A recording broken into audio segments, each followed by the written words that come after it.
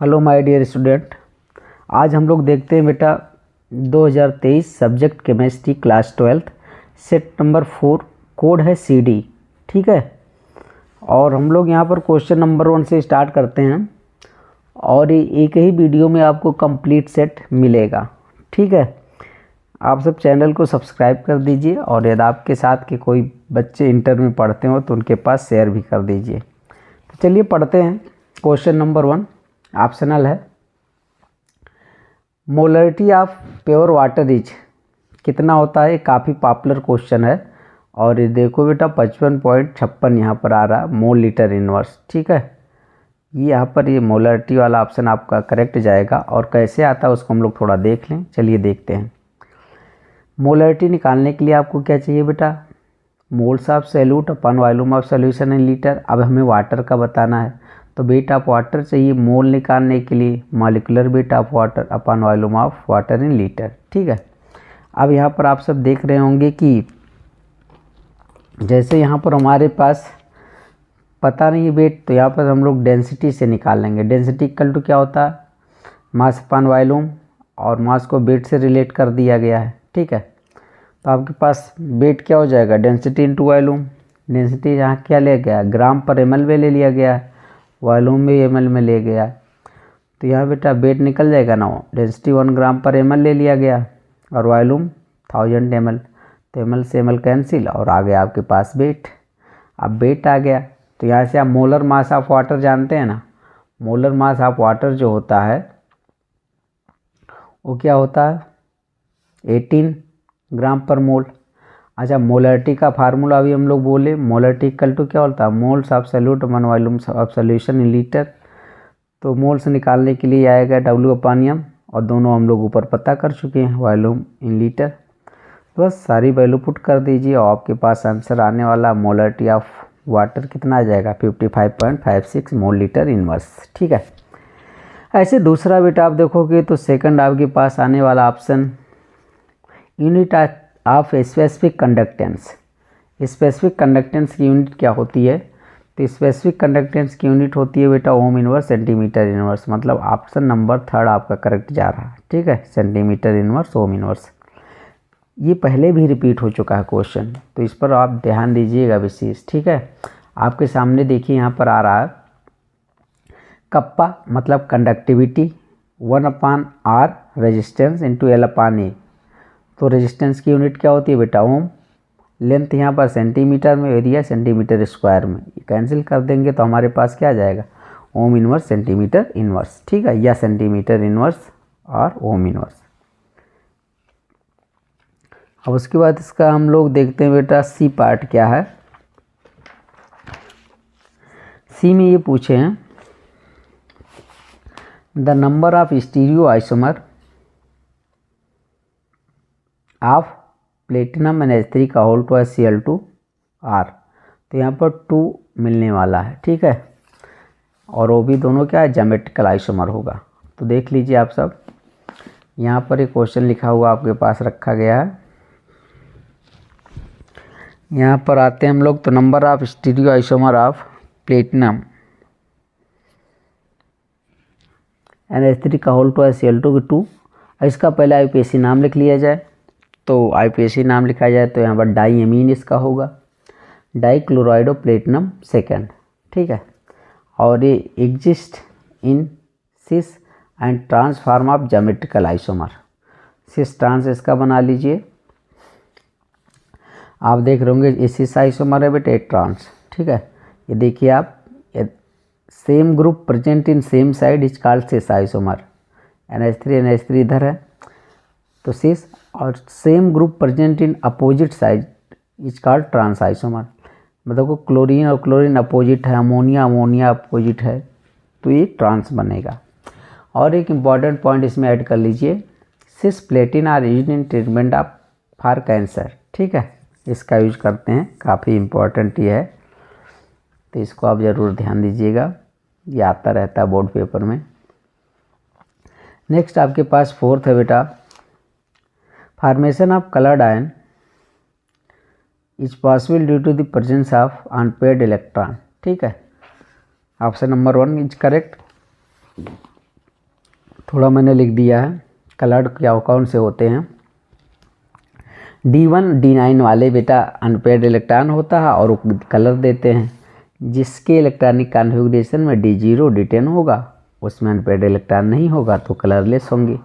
अच्छा, जो कलर देते हैं ना, give colour due to unpaired electron and DD transition की वजह से कलर दिया जाता है।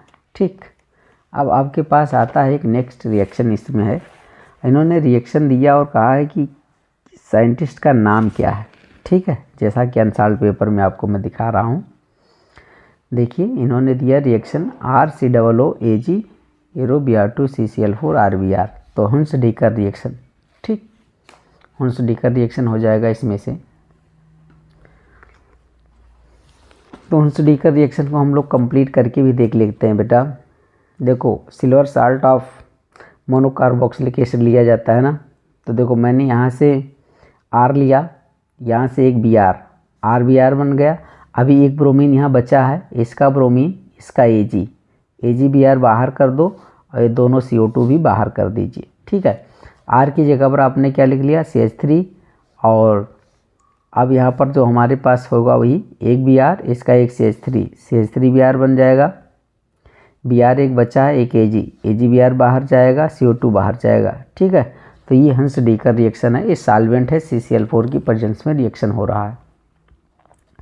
नेक्स्ट आपके पास है लास्ट ऑप्शनल यहाँ का आने वाला है, और एक बार फिर से यहाँ देखेंगे तो ये पूछ रहे हैं amino acid are structural unit of, amino acid are structural unit of किसके होते हैं बेटा, प्रोटीन किसका बना होता है बेटा, अमीनो एसिड से बना होता है। ठीक है, तो देखिए यहाँ पर लिखा होगा protein are natural polymer of alpha amino acid.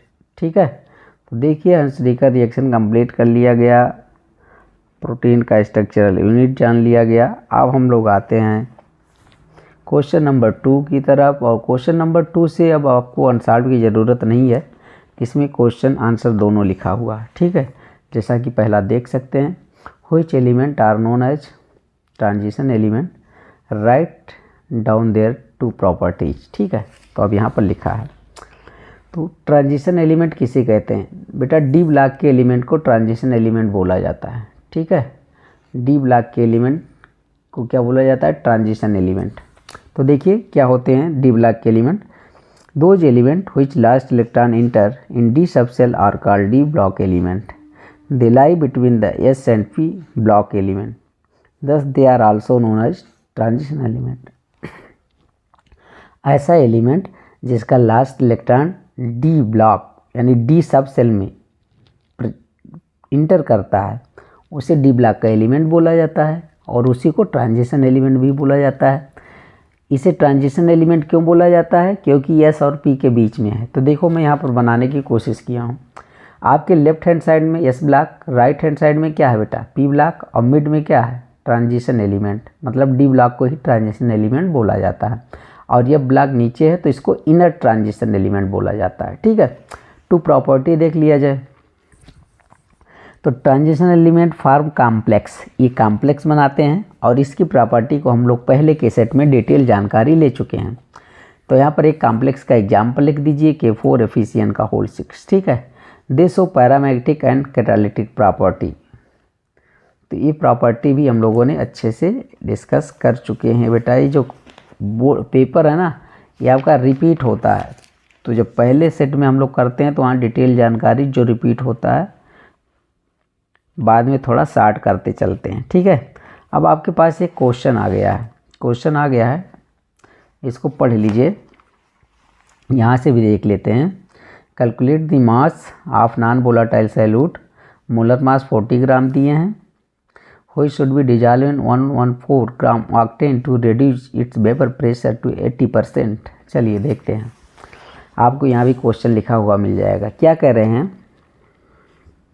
80% vapour pressure reduce होता है, तो मास चाहिए इनको नॉन वोलेटाइल सॉल्यूट का।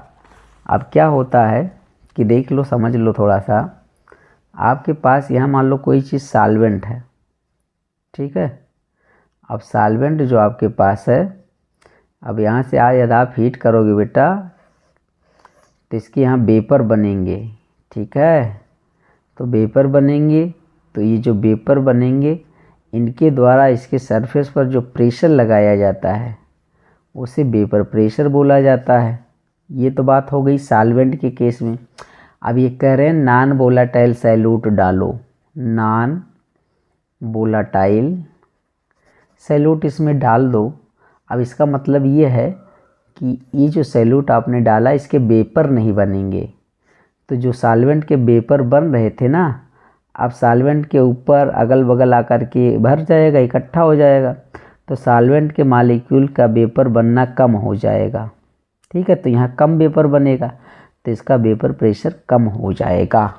ठीक है, तो चलिए देखते हैं मामला क्या है इनका। तो एक फार्मूला लगने वाला है यहाँ पर बेटा, ये मॉडिफाइड राउल्ट लॉ आप इसे बोल सकते हैं। ठीक है, P nought minus P S upon P S equal to N upon capital N. ठीक है, अब ये कैसे निकलेगा, small W by small M into capital W by capital M. मतलब ये मोल्स कैसे निकालते हो आप, ऐसे ही तो निकालते हो, और सॉल्वेंट है तो यहाँ पर कैपिटल कर दिया गया है। ठीक है, तो बस इसी को यहाँ पर रखा गया है, तो डब्लू अपान एम और इंटू स्मॉल डब्लू, इसे हमको ऊपर कर दिया गया है। ठीक, अब देखोगे तो आप सब यहाँ पर मिलने वाला है, हमने इसको यहाँ ऐसे अरेंज कर लिया। अब आपके पास गिवन है बेटा एम 40 ग्राम पर मोल क्वेश्चन में दिया है, यहाँ देखिए क्वेश्चन में ऊपर दिया है ये। ठीक है, कैपिटल डब्लू दिया है 114 ग्राम ऑक्टेन। ठीक, स्मॉल डब्लू आपको निकालना है और यहाँ पर कैपिटल एम होता है 114 ग्राम पर मोल। मतलब ऑक्टेन का मॉलिक्यूलर मास कितना होता है 114। देखिए ऑक्टेन का फार्मूला C8H18 ना, तो यहाँ से आप निकाल लेंगे। अच्छा, यहाँ पर पी नॉट के लिए लिया 100 और पी एस ले लिया 80% रेड्यूज हो गया ना इनिशियल का, तो आपके पास यहाँ देख रहे हैं उसको आपने रख दिया, यहाँ से कैंसिल हो गया। और इसको जब आप सॉल्व करेंगे तो आपके पास क्या आने वाला है बेटा 10 ग्राम। ठीक है, तो mass of non volatile solute small W बराबर कितना आ गया 10 ग्राम आ गया। ठीक है, तो यही कहा गया था। ओके, नेक्स्ट आप देखेंगे तो क्वेश्चन डैनियल सेल से रिलेटेड है, इलेक्ट्रोकेमिस्ट्री का है। और आप यहाँ देखिए फिर से, calculate the standard EMF of the following cell दे दिए यहाँ पर। ठीक है, रिएक्शन, और यहाँ रिडक्शन पोटेंशियल दे दिया इन्होंने। ठीक है, अब आपके पास यहाँ पर जब देखोगे आप सब बेटा कैलकुलेट ईएमएफ ऑफ सेल, तो ई नॉट सेल आपको कैलकुलेट करना है। ठीक, ई नॉट सेल इक्वल टू क्या होता है ई कैथोड माइनस क्या होता है ई एनोड। तो यहाँ से आप कैथोड पर कौन जाएगा एनोड पर कौन जाएगा, क्योंकि दोनों का रिडक्शन पोटेंशियल दिया है बेटा। तो यहाँ मैं लिखा हूँ more standard reduction potential goes to cathode, जिसका रिडक्शन पोटेंशियल ज़्यादा होगा वो कैथोड पर जाएगा। ठीक है, और यहाँ पर आप देखेंगे तो आपको मिलने वाला है ई नॉट सेल, यहाँ पर हम रखेंगे वैल्यू को रख देंगे जो आपके पास यहाँ दिया होगा। ठीक है, तो यहाँ पर 0.34 माइनस 0.74, तो यहाँ ऐड होकर के आपके पास ई नॉट सेल आ जाएगा। तो ईएमएफ ऑफ सेल कितना आ जाएगा 1.1 वोल्ट, ये डैनियल सेल का वोल्टेज दे रहा है। ठीक है, आपके पास अब देख रहा है बेटा how many ions are present in aqueous solution of complex. एक कॉम्प्लेक्स इन्होंने दे दिया, आयन पूछ रहे हैं इसमें कितने होंगे सोल्यूशन में जब हम लोग डालेंगे। तो इस केस में ये होता है ना, चलो देखते हैं number of ion in COCl3 into 4NH3 in solution.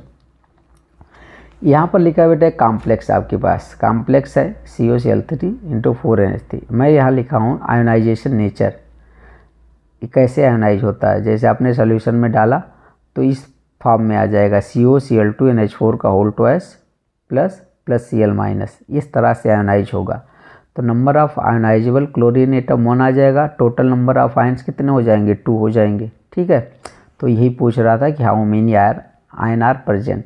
तो 2 ion present in aqueous solution of COCl3 into 4NH3। और उस तरीके से भी हम लोग इसको लिख कर दिखा सकते हैं। ये देखिए ये पूरा पार्ट एक आयन ये होगा, ये दूसरा आयन, तो आपके पास 2 आयन हो जाएगा। क्वेश्चन नंबर 3 अब हम लोग देखते हैं बेटा, यहाँ पर कोलराउस लॉ पूछ लिया। ठीक है, अब कोलराउस लॉ क्या होता है, यहाँ रिपीटेड क्वेश्चन है, ये यहाँ पर आप देखोगे तो लिखा है बेटा limiting molar conductivity of electrolyte equal to sum of ionic conductivity of ion. यहाँ पर आपके पास आयन हो सकता है पॉजिटिव एंड नेगेटिव आयन, मतलब इलेक्ट्रोलाइट कोई है उसका लिमिटिंग मोलर कंडक्टिविटी बताना है। तो कैट आयन और एन आयन की कंडक्टिविटी को ऐड कर दीजिए तो आपको मोलर कंडक्टिविटी पता चल जाएगा। यहाँ पर फार्मूला भी इन्होंने लिखा है, ठीक है। Molar conductivity equal to nu plus lambda nought plus nu minus lambda not minus, ठीक है। यहाँ पर क्या लेमडा नॉट प्लस क्या है बेटा limiting molar conductivity of cation, lambda not minus क्या है limiting molar conductivity of anion, और nu plus and nu minus क्या आपके पास number of cation and anion respectively, ठीक है। तो बस इसको हम लोग कैसे लिखेंगे, एग्जाम्पल यहाँ पर है lambda nought M NaCl equal to यहाँ पर क्या होने वाला है lambda nought Na plus lambda nought Cl minus, मतलब NaCl का मोलर कंडक्टिविटी आपको बताना है तो Na प्लस और Cl माइनस का पता हो तो दोनों को ऐड कर दो तो NaCl का पता चल जाएगा।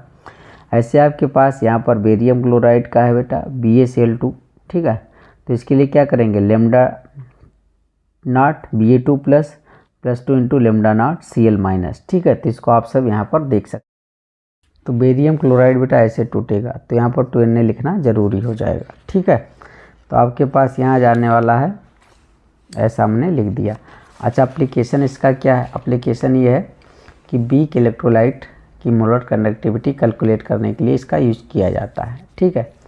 तो देखो लिखा है यहाँ पर calculate molar conductivity of acetic acid with the help of sodium acetate HCl and NaCl, ठीक है। तो यहाँ से कर लेंगे, मुझे चाहिए मोलर कंडक्टिविटी एसिटिक एसिड का, मतलब एसिटिक एसिड टूटेगा CH3CO प्लस, यहाँ पर ऐसे टूटेगा ना एसिटिक एसिड CH3COOH को आप ब्रेक डाउन करोगे तो CH3COO माइनस H प्लस, मतलब इसकी कंडक्टिविटी आपको पता चल जाए तो इसकी बता लोगे कोलराउस लॉ के अकॉर्डिंग, तो वही मुझे करना है। तो देखो मैंने अब डायरेक्ट इसका नहीं निकालेंगे तो इनकी हेल्प से इनमें क्या आपने जोड़ दो क्या निकाल लो कि ये बचे। तो लिखा CH3COO, ठीक है। अब यहाँ से मुझे ये पार्ट मिल जाएगा CH3COO और यहाँ से मुझे H मिल जाएगा, NaCl में बाहर कर दूंगा तो पता चल जाएगा, ठीक है। नेक्स्ट आपके पास आने वाला है give any two dehydrating properties of H2SO4, ठीक है। तो ये प्रॉपर्टी में आप ये वाला एग्जाम्पल लिखिए, काफ़ी बेस्ट होगा। डिहाइड्रेटिंग प्रॉपर्टी मतलब वाटर निकालने की प्रॉपर्टी इसकी होती है। Concentrate H2SO4 is powerful dehydrating agent. ये क्या करता है, सॉलिड केन शुगर, जो गन्ने का शुगर होता है बेटा, गन्ने से बनाया जाता है, becomes black on adding concentrate H2SO4 में मिला दें तो ब्लैक हो जाएगा, वहाँ से वाटर को बिल्कुल तरह से क्या डिहाइड्रेट कर देगा, निकाल देगा। तो देखिए सुक्रोज का फार्मूला है, केन शुगर आप बोल सकते हैं, इसे टेबल शुगर भी बोला जाता है। और कंसनट्रेट H2SO4 से रिएक्शन करने पर क्या बन जाता है, 12 कार्बन बनता है, इसीलिए ब्लैक हो जाता है। और 11 H2O वाटर के फॉर्म में निकलेगा, थोड़ा सा स्टीम भी बनेगा, ठीक है। अच्छा दूसरा एग्जाम्पल मैंने लिखा है एथेनॉल का, जो काफ़ी कॉमन है। इसका कंसनट्रेट H2SO4 के साथ रिएक्शन टेम्परेचर सेंसिटिव होता है बेटा। एथेनॉल का जब 170 डिग्री सेल्सियस पर हीट करते हैं तो जा कर के एथीन और वाटर यहाँ पर बाहर हो जाता है, ठीक। नेक्स्ट में आपके पास यहाँ पर है, देखिए यहाँ पर आने वाला है बेटा कोऑर्डिनेशन कंपाउंड से एक क्वेश्चन है। 1:1 molar mixture of FeSO4 and ammonium sulphate give test of iron 2 plus ion, but 1:4 molar mixture of copper sulphate and ammonia does not give test of copper 2 plus ion, why. बस यहाँ पर double salt complex salt की कहानी होने वाली है। तो देखो मैं इसका 1 मोल ले रहा हूँ, इसका 1 मोल, ठीक है। आप लिख भी सकते हैं 1 मोल इसका 1 मोल इसका, 1:1 मोलर रेशियो लिया, बना मोहर साल्ट FeSO4 × NH4 का होल ट्वाइस SO4 × 6H2O, ये डबल साल्ट होता है, ठीक है। तो Mohr salt dissociate in solution, ये सॉल्यूशन है, give Fe2 plus ion test. जब इसको जल में डिजॉल्व करोगे तो आयन में टूट जाएगा, तो जो डबल साल्ट होते हैं अपनी पहचान सॉल्यूशन में नहीं बना पाते, केवल सॉलिड स्टेट में एग्जिस्ट करते हैं। तो जैसे इसमें पानी डालोगे तो देखो आप इस सॉल्यूशन में आपके पास आयरन 2 होगा, NH4+ होगा, सल्फेट माइनस होगा। तो मतलब सॉल्यूशन में जब आयरन 2+ प्रेजेंट है तो आयरन 2+ का टेस्ट देगा, सिंपल सी बात। अब देखते हैं जब कॉपर और अमोनिया का लिया जाता है मिक्सचर 1:4 तो वो क्यों नहीं देता है। ठीक है, तो ये हम लोग देख लेते हैं। आपके पास देखिए यहाँ पर कॉपर है 1 मोल, 4 मोल आपके पास अमोनिया है। ये जब आपस में रिएक्शन करते हैं तो बेटा कॉम्प्लेक्स कंपाउंड बनाते हैं। CuNH3 का होल 4 SO4 × 5H2 ये कॉम्प्लेक्स कंपाउंड बना लिए। अच्छा, इसको जब वाटर में डालोगे तो ये जो है ना, ये स्क्वायर ब्रैकेट के अंदर जो है ये आयोनाइज नहीं होगा बेटा, मतलब यहाँ से कॉपर नहीं निकलने वाला है। देखो मैंने इसको जब आयोनाइज किया तो मेरे पास बन रहा है कॉपर NH4 का होल 4 और यहाँ पर +2 SO4 2-, ये कॉम्प्लेक्स आयन बना रहा है। अब यहाँ पर स्क्वायर ब्रैकेट के अंदर देखोगे ये बंद है अभी कॉपर और पहले भी वहीं पर था, मतलब ये सॉल्यूशन में नहीं गया है। तो यही तो कह रहे हैं not give Cu2+ ion in solution, solution में Cu2+ आयन नहीं जा रहा है। The solution of copper sulphate and ammonia does not give the test of copper 2+ ion. ठीक है, compound retain their identity in solution, ये हो जाएगा। इसीलिए ये अपने आइडेंटिटी को ये सब क्या करते हैं, बनाए रखते हैं। अगला है आपके पास फ्रक्टोज का। यहाँ पर देखेंगे बेटा ketone do not reduce Fehling solution and Tollens reagent, मतलब कीटोन फेलिंग सॉल्यूशन और टॉलरेंट रिएजेंट टेस्ट नहीं देता है। While fructose containing ketonic group does why, जबकि ये फ्रक्टोज कंटेनिंग कीटोनिक ग्रुप देता है। तो इसका क्या रीजन है तो पढ़ लेते हैं। यहाँ पर एक नेम ऑफ रिएक्शन आ जाती है बेटा, fructose contain ketone group give Tollens and Fehling test because under the basic condition of the reagent fructose undergo rearrangement to form, इस पॉइंट को ध्यान दीजिएगा, to form glucose and mannose. Carbon number 2 पर यहाँ पर आपको डिफरेंस दिखेगा OH के अरेंजमेंट में, C2 एपीमरा ग्लूकोज कहलाएगा। This reaction is known as Lobry de Bruyn van Ekenstein rearrangement, ये साइंटिस्ट के नाम है। अब आपके पास मान लो यहाँ पर बेटा फ्रक्टोज है, ठीक है, ये देखो यहाँ पर कीटोन ग्रुप है, लेकिन जैसे इसमें बेस डालते हो ना तो रीअरेंज हो जाता है मैनोज में और ग्लूकोज में। अब इस सॉल्यूशन में तीनों का मिक्सचर रहता है, तो आप देखोगे मैनोज में CHO है, देगा टॉलेंट टेस्ट, फेलिंग टेस्ट। अच्छा, मैनोज में कार्बन नंबर 2 पर OH बाईं तरफ है और ग्लूकोज में भी CHO है, लेकिन कार्बन नंबर 2 पर OH दाईं तरफ है। ठीक है, तो ये क्यों देता है ग्लूकोज टॉलेरेंट टेस्ट, क्योंकि बेस की प्रेजेंस में फ्रक्टोज ग्लूकोज और मैनोज में रीअरेंज हो जाता है, जिसे लॉब्री डी ब्रुइन वन एक्केस्टीन रीअरेंजमेंट कहते हैं। ठीक है, अब हम लोग बेटा क्वेश्चन नंबर 4 से स्टार्ट करते हैं। ठीक है, क्वेश्चन नंबर 4 में हम लोगों ने यहाँ पर एक रख लिया है, क्योंकि इसमें अनसाल्व में जो क्वेश्चन दिया है इस बार बेटा रिमूव हुआ है। ठीक है, तो सॉलिड स्टेट का आपके पास है नहीं, तो मैंने इस सेट की जगह पर यहाँ सॉल्यूशन से एक क्वेश्चन रखा है। ठीक है, तो ये आपके पास सिलेबस से बाहर है। चलिए ठीक देखते हैं। कह रहे हैं ये mixture of 72 gram water and 92 gram ethyl alcohol, calculate mole fraction for both, दोनों का मोल फ्रैक्शन निकालना है। तो पहले जो गिवन है उसको लिख लें। ठीक, mass of water small w 72 gram, ethanol का बेटा कैपिटल W 92 ग्राम दिया है। तो आपके पास मोलर मास ऑफ वाटर कितना होता है 18, मोलर मास तो पता है ना वाटर का। अब मोलर मास ऑफ एथेनॉल का निकाल लेंगे तो 46 आएगा। अच्छा, मोल निकालने के लिए फार्मूला स्मॉल w अपान स्मॉल m। ठीक है, तो चलो मोल निकाल लिए जाए। आप वाटर का मोल निकालने के लिए 72/18 करोगे तो 4 मोल आ जाएगा, और एथेनॉल का निकालने के लिए बेटा क्या करोगे 92/46 तो 2 मोल आ जाएगा। ठीक है, अब हमारे पास मोल फ्रैक्शन ऑफ वाटर का निकालना है, तो मोल फ्रैक्शन जिसका निकालना होता है उसके मोल्स को ऊपर रखेंगे अपान टोटल मोल। तो देखिए यहाँ पर moles of water 4 upon moles of water plus moles of ethanol, ठीक है, यहाँ पर आ जाएगा। तो यहाँ पर जब हम लोग निकालेंगे तो 0.67 आ जाएगा मोल फ्रैक्शन किसका, वाटर का। और जब सॉल्यूशन में 2 कंपोनेंट होता है टोटल, उसका मोल फ्रैक्शन कितना होता है 1। तो mole fraction of water plus mole fraction of ethyl alcohol 1 होता है। तो एथिल अल्कोहल का यहाँ से हम निकाल लेंगे, 1 में से इतना माइनस कर देंगे वाटर वाला। तो एथिल अल्कोहल का मोल फ्रैक्शन कितना आएगा 0.33। इसको आप ऐसे भी निकाल सकते हो ना, mole fraction of ethyl alcohol यहाँ पर C2H5OH अपान C2H5OH प्लस वाटर, जैसे पहले का निकाला तो भी यहाँ से भी आप आ सकता है ऐसे। अब क्वेश्चन नंबर हम लोग देखते हैं 2, मतलब कि इसका बी पार्ट। क्वेश्चन नंबर 4 का बी पार्ट देखते हैं, और ये नेक्स्ट क्वेश्चन से रिलेटेड है क्वेश्चन। आपके अनुसार में देखिए ये लिखा हुआ है, ठीक है, एक एक करके हम लोग इसको देखते हैं। चलिए यहाँ पर स्टार्ट करते हैं क्वेश्चन। अब आपके पास जैसे यहाँ पर है एक क्वेश्चन दिया है MgS आल्वेक Mg2 प्लस 0.001 मोलर। यहाँ साल्ट ब्रिज का साइन है कॉपर 2 प्लस 0.0001 मोलर, यहाँ पर 30 है।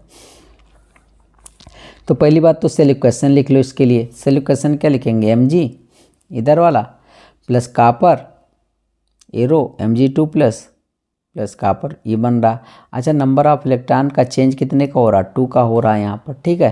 तो इसके लिए नेक्स्ट इक्वेशन कैसे लिखा जाएगा, E0 cell equal to E0, E cell equal to क्या होता है E0 cell minus 0.0591 upon 2 log base 10। यहाँ पर बेटा देखो प्रोडक्ट की जगह पर क्या है, प्रोडक्ट की जगह पर इसका मैग्नीशियम का कंसंट्रेशन अपान रिएक्टेंट की जगह पर क्या, कॉपर 2 प्लस।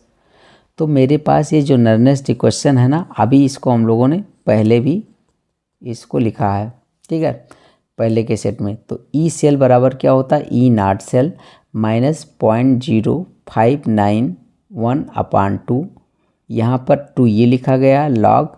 अब यहाँ पर मैग्नीशियम का कंसंट्रेशन दिया है 0.001 मोलर, इसको लिख सकते हैं 10⁻⁻3, ठीक है।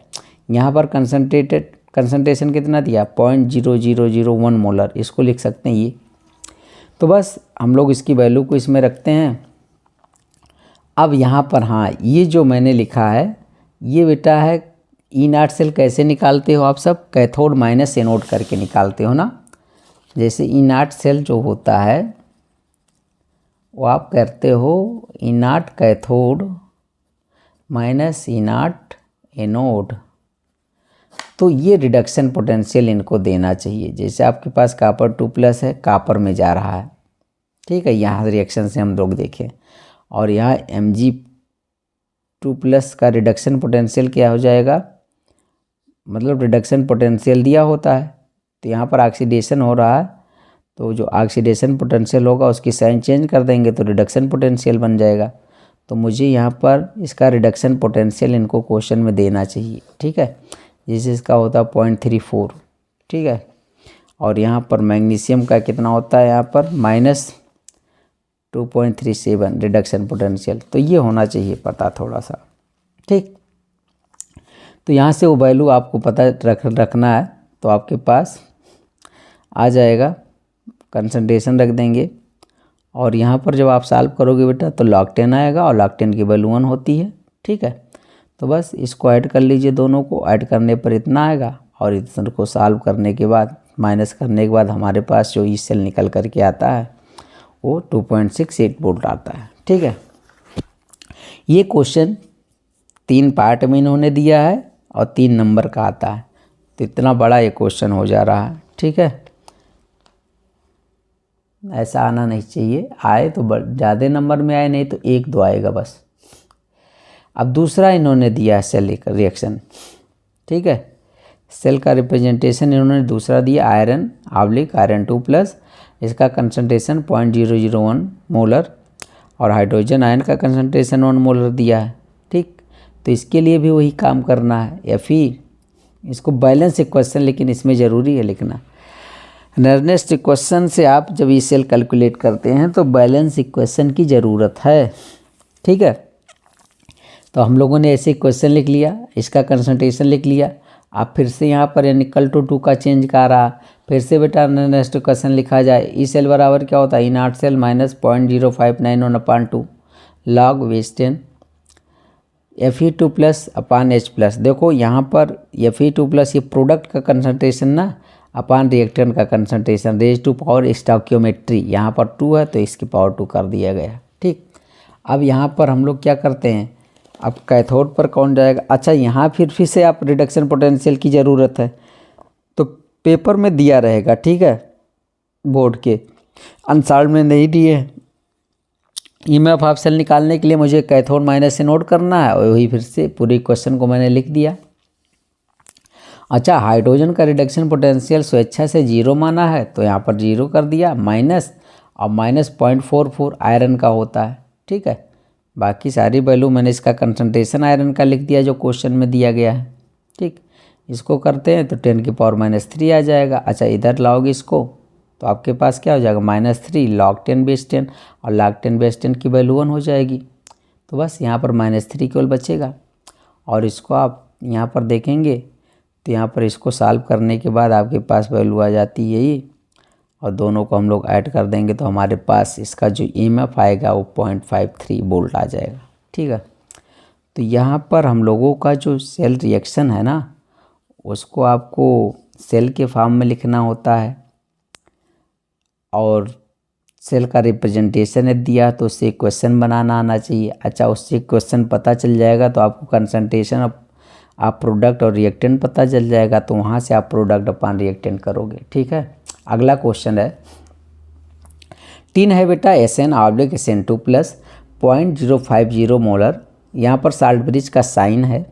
H प्लस का कंसंट्रेशन दिया है 0.020 मोलर और H2 यहाँ पर 1 बार PT, ठीक है। प्लेटिनम इलेक्ट्रोड है, इनर्ट इलेक्ट्रोड। इसके लिए सेल इक्वेशन हम लोग लिख लें तो यहाँ पर SN किस में जा रहा है, SN2 प्लस में, और H प्लस किस में जा रहा है, H2 में। तो इसके लिए नर्नेस्ट इक्वेशन क्या हो जाएगा, वही प्रोडक्ट अपान रिएक्टेंट। ये देखो कापी हो रहा है, ई सेल इक्वल टू क्या, E naught cell minus 0.0591/2 log base 10 SN2 plus upon इतना। मैंने उसको पूरी तरह लिख दिया। ईएमएफ हाफ सेल फिर से वही करना है तो मुझे रिडक्शन पोटेंशियल जो ये है आपका टिन का ना ये -0.14 होता है तो ये दिया रहेगा पेपर में, और यहाँ स्वेच्छा से हाइड्रोजन का 0 मान लिया गया है, ठीक है। सारी वैल्यू को हम लोग यहाँ पर पुट करेंगे, ठीक। यहाँ पर देखिए यहाँ पर 0.020 की पावर 2 है क्योंकि यहाँ पर बैलेंस क्वेश्चन में यहाँ पर 2 है, ठीक है। तो आ गया, इसको यहाँ से देखिए हम डेसिमल को हटाएंगे। यहाँ 4 प्लेस पर है तो ऊपर 1 लगा देंगे, 0 यहाँ पर लग जाएगा, 10 बढ़ा दे, और यहाँ पर आपके पास 30 था तो अब कैंसिल होने वाला, ठीक है। यहाँ से आपके पास कितना आ जाएगा बेटा, 50/4 आ जाएगा, ठीक है। तो आपके पास जब देखोगे 50 और ये आपके पास 10 है, 500/4 आएगा, ठीक है। 500/4 को जब आप सॉल्व करोगे तो 125 आ जाएगा। तो log 125 की वैल्यू भी देना चाहिए 2.097, ठीक है। तो आपके पास यदि हम लोग इसको सॉल्व करेंगे तब जा कर के आपके पास ईएमएफ निकल कर के आएगा 0.08 वोल्ट ईएमएफ ऑफ सेल, ठीक। तो ये था काफ़ी बड़ा क्वेश्चन इन्होंने रख दिया था। हालांकि अभी तक यूपी बोर्ड में क्वेश्चन नहीं आया है लेकिन ये एनसीईआरटी में दिया है, इसलिए रिमूव सिलेबस की जगह पर इन सबको ये रख रहे हैं, ठीक है। चलिए अब हम लोग क्वेश्चन नंबर स्टार्ट करते हैं 4, और यहाँ पर पूछ रहे हैं how do the atomic radii of transition metal vary across a series and why. मतलब एटॉमिक रेडियाई जो ट्रांजिशन एलिमेंट का होता है ना वो पीरियड में कैसे चेंज होता है, सीरीज में कैसे चेंज होता है तो देखेंगे, ठीक। ट्रांजिशन एलिमेंट मतलब डी ब्लॉक एलिमेंट समझो, ठीक। अब पीरियड की बात कर रहा हूँ, पहले जाएंगे लेफ्ट टू राइट तो डिक्रीज करेगा, मिड में क्या होता है कांस्टेंट होता है, और लास्ट में इंक्रीज करता है। ऐसा क्यों होता है, इसका 2 रीजन है, इफेक्टिव न्यूक्लियर चार्ज और दूसरा शील्डिंग इफेक्ट, लिखा है, ठीक है। अब लिखिए on moving from left to right In transition series, nuclear charge increase if due to weak shielding effect. Due to this reason, atomic radii first decrease and then constant, and end of the series increase due to electron repulsion. तो कहते हैं ना कि starting में जब होता है तो न्यूक्लियर चार्ज ज़्यादा इफेक्टिव होता है, तो अपनी तरफ वो खींच करके साइज कम कर देगा। लेकिन जब बीच में मिड में जाएगा तो न्यूक्लियर चार्ज और शील्डिंग इफेक्ट दोनों बराबर काम करेगा, तो साइज ना बढ़ेगी ना घटेगी। अच्छा, लास्ट में क्या होता है, शील्डिंग इफेक्ट ज़्यादा होता है, इलेक्ट्रॉन रिपल्सन ज़्यादा होता है, इसलिए साइज बढ़ जाता है। ठीक है।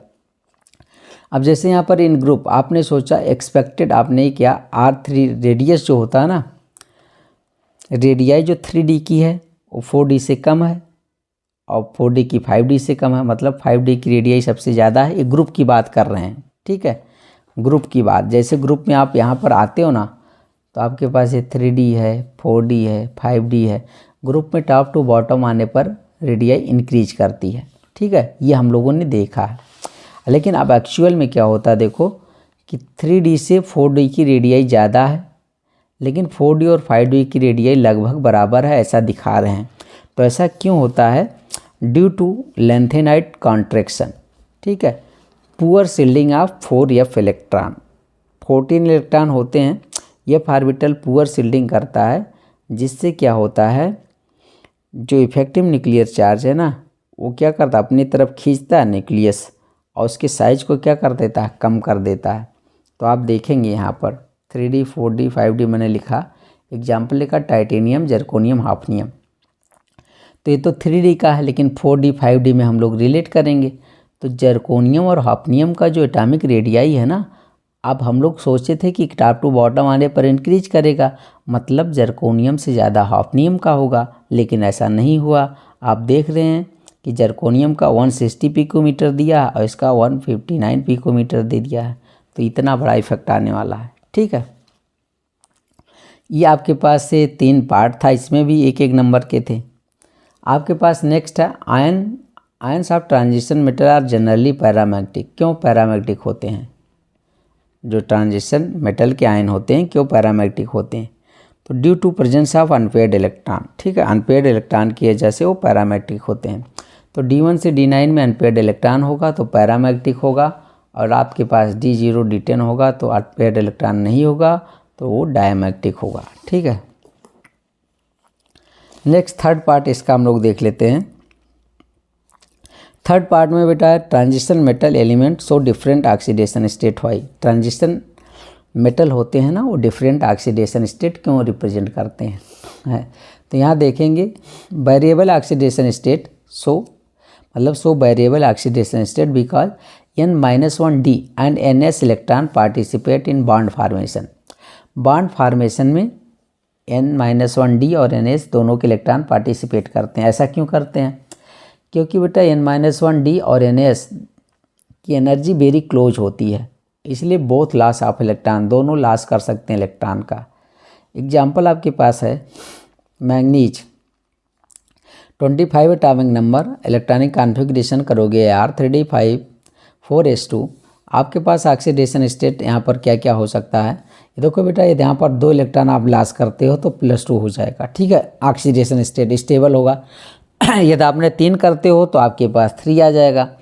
4 इलेक्ट्रॉन लॉस करोगे तो 4 5 6, यानी पूरा लॉस कर दोगे 5 इलेक्ट्रॉन, ये 7, ये 2 इलेक्ट्रॉन, तो 7 आ जाएगा। ठीक है, तो ये वेरिएबल ऑक्सीडेशन स्टेट क्यों शो करते हैं, क्योंकि N-1D NS के इलेक्ट्रॉन बॉन्ड बनाने में पार्टिसिपेट करते हैं। ऐसा क्यों करते हैं, क्योंकि दोनों की एनर्जी का गैप बहुत कम है, वेरी क्लोज होते हैं। नेक्स्ट आपके पास है, अब हम लोग देखते हैं क्वेश्चन नंबर आपके पास आ जाएगा 4 का D बेटा। 4 का D जो पार्ट है, ये देखोगे prove the presence of 5 OH group and A CHO group in glucose molecule giving chemical equation how is silver mirror form from glucose. तो प्रेजेंस ऑफ 5 OH ग्रुप यहाँ देखने के लिए हमें क्या करना पड़ता है, ग्लूकोज का एसिटिक एनहाइड्राइड से रिएक्शन कराना पड़ता है। और ग्लूकोज का एसिटिक एनहाइड्राइड से रिएक्शन कराओगे तो क्या बनता है बेटा, ग्लूकोज पेंटाएसीटेट बनता है, और 5 एसिटिक मॉलिक्यूल यहाँ पर जाते हैं, एसिटिक एसिड निकल जाता है बाहर। ठीक है, तो आप जब देखोगे ना, तो यहाँ से CH3CO ये आएगा और यहाँ से H बाहर जाएगा, ठीक है। तो यही तो आएगा, CH3CO आया और यहाँ OH 5 था तो एक H बाहर चला गया। अच्छा, एक H बाहर किसके साथ जाएगा, ये देखो CH3COO है ना, और एक H इसके 5H, तो यहाँ निकल कर के आएगा, एसिटिक एसिड बना देगा, ठीक। अब इसका आप देखते हैं दूसरा रिएक्शन हम लोग देखते हैं कि CHO ग्रुप कैसे प्रेजेंट होता है। तो CHO ग्रुप प्रेजेंट होने के लिए यहाँ पर देखोगे आप, तो बेटा ब्रोमीन वाटर से रिएक्शन कराते हैं और ग्लूकोनिक एसिड बनता है। काफ़ी बार हो चुका है, रिपीट हो चुका है रिएक्शन। सिल्वर मिरर फार्म कैसे बनेगा, टॉलन रिएजेंट से रिएक्शन करोगे, ग्लूकोनिक एसिड बन जाता है, 2Ag सिल्वर मिरर बन जाता है। जैसे आपके पास टेस्ट ट्यूब लेते हैं, टेस्ट ट्यूब पर जब हम लोग लेंगे यहाँ पर टेस्ट ट्यूब में आपके पास ग्लूकोज होगा। अच्छा, ग्लूकोज होगा, इसमें टॉलन रिएजेंट डालोगे तो इससे रिएक्शन करके ना सिल्वर इसकी दीवार पर इकट्ठा होने लगेगा और यहाँ पर बॉटम पर भी, तो इसी को बोला जाता है सिल्वर मिरर, ठीक है, ऐसे बन जाएगा। अच्छा, इसका यदि आपने ये रिएक्शन नहीं लिखना तो आप ये ओरिजिनल रिएक्शन मतलब ऐसा लिख सकते हैं, टॉलन रिएजेंट को इससे रिप्रेजेंट करते हैं। अमोनिकल सिल्वर नाइट्रेट का सॉल्यूशन होता है और वही प्रोडक्ट बनेगा जो आपके पास उस रिएक्शन में ऊपर बना था, ठीक। अच्छा, अब नेक्स्ट क्वेश्चन पर आते हैं। ये काफ़ी देखिए क्वेश्चन क्या पूछ रहा है, differentiate between molecular and molar elevation constant. एक बात देखिएगा, ये जो मॉलिकुलर एलिवेशन कांस्टेंट है इसको मोलर एलिवेशन कांस्टेंट भी आप बोल सकते हैं। यहाँ पर पेपर में लिखा होगा मोलर, ठीक है। तो आपके पास आप कह सकते हो differentiate between molar and molar elevation constant, give two different formula involving these two constant for the determination of molecular mass of solute. तो एक तरफ मैं बोला मोलर एलिवेशन कांस्टेंट Kb लिखूंगा, दूसरी तरफ मॉलिकुलर एलिवेशन कांस्टेंट K' या molar elevation constant इसको बोल सकते हैं, ठीक है। आप इसको मोलर एलिवेशन कांस्टेंट बोल दीजिए, मोलर, ठीक है, मोलर। अब आपके पास देखो क्या होता है, elevation in boiling point produce when 1 mole of the solute is dissolve in 1000 gram of solvent. 1000 gram solvent में जब 1 मोल सॉल्यूट का डिजॉल्व करते हैं तो उसके बॉइलिंग पॉइंट में जो इंक्रीमेंट आता है उसे एलिवेशन इन बॉइलिंग पॉइंट कहा जाता है। अच्छा, फार्मूला लाने के लिए delta TB directly proportional to m है मोलल्टी। अच्छा, प्रोपोर्शनलिटी का साइन हटाया तो Kb आ गया।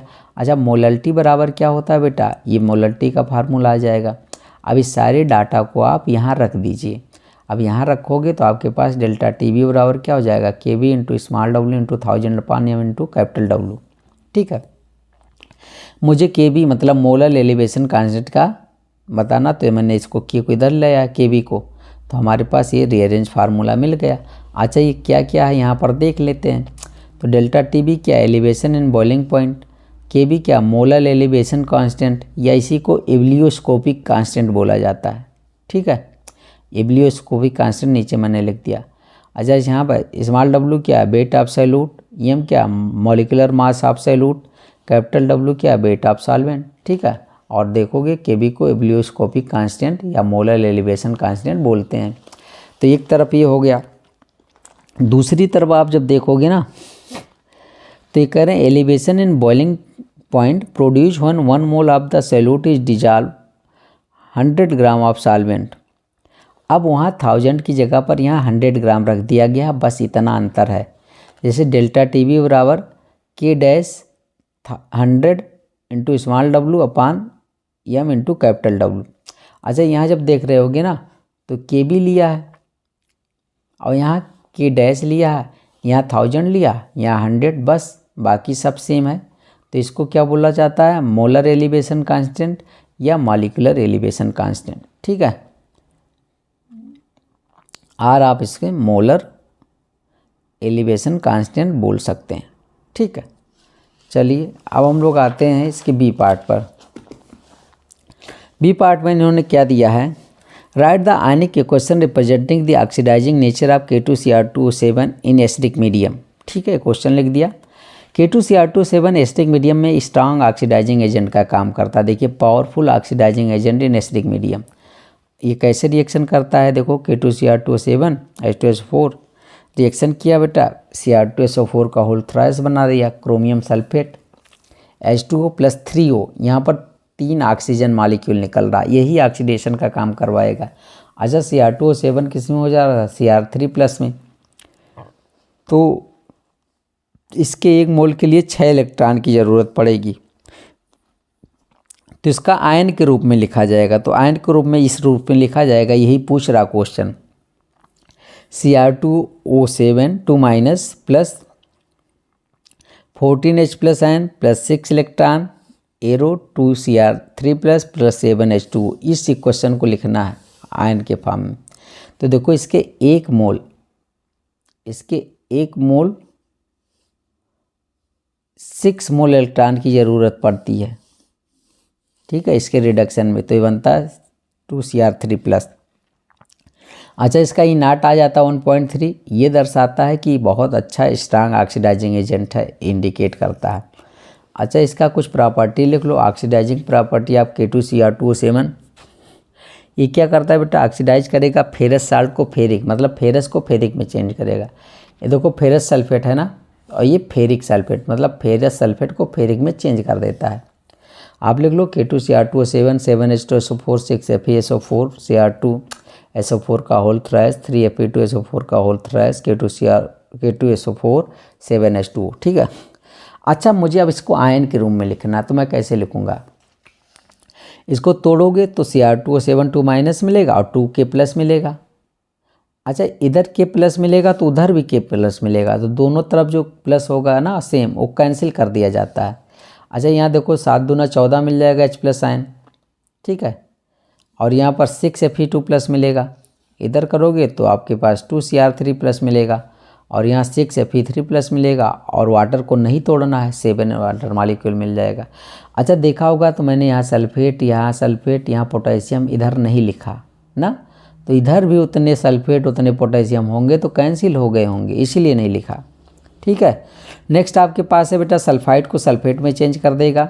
ये देखो सोडियम सल्फाइड है, ऑक्सीडेशन नंबर +4, ठीक है, और यहाँ सोडियम सल्फेट में ऑक्सीडेशन नंबर +6, तो यहाँ पर देखिए रिएक्शन आपके पास मिल जाएगा। अच्छा इसको आयन के फॉर्म में लिखें तो वही बात फिर से, Cr2O7 2- plus 8H+ plus SO3 2- 2Cr3+ plus क्या आ जाएगा 3SO4 2-, मतलब इसको तोड़ोगे, सभी को तोड़ोगे जो टूटने लायक होगा वाटर को छोड़ करके, और दोनों तरफ जो सेम होगा उसको कैंसिल करोगे, जो बचेगा वो आप लिख लोगे, ठीक है। ये आयन की फॉर्म है।